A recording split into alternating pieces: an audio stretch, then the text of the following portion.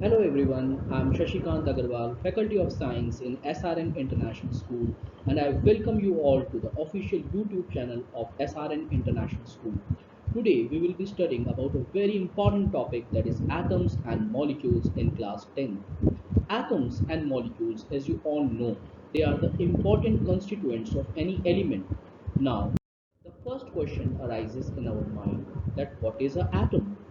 Atoms are charged particles, or what are they actually? So there is always an illusion that what are these atoms and molecules. So various topics that will be discussed in this particular chapter are atoms and molecules, charged particles in matter, the structure of an atom, how are the electrons distributed in different orbits or the shells, and the atomic number or the mass number. So students, aren't you excited? Without wasting any moment, let us start the topic atoms and molecules. Atoms are the smallest particles of an element which can take part in a chemical reaction. The size of an atom, that is atomic radius, is measured in nanometers, that is 10 to the power minus 9 meters. Now, what are the symbols of various elements? As you all know that different elements have got different symbols. For example, hydrogen can be represented by H, helium can be represented by He, carbon can be represented by C, and so on. So there are various symbols for different elements such as gold, silver, mercury. So different symbols have been given for different elements. Let us now study what is a molecule. It is the smallest particle of an element or a compound which can exist independently.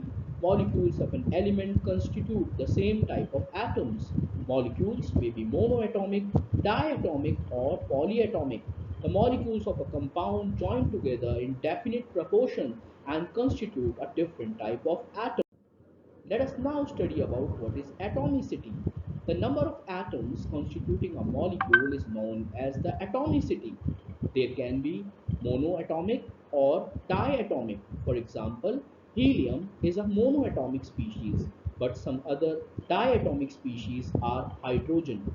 There can also be polyatomic or tetra and octa species such as P4 and S8 are considered as polyatomic species. Let us now study about what are ions. You must have studied about cation and anion. The charged particles are called as ions. They are formed by attaining positive charge or negative charge on it. The negatively charged are called as anions, for example, chloride ion, and the positively charged ion is called as a cation.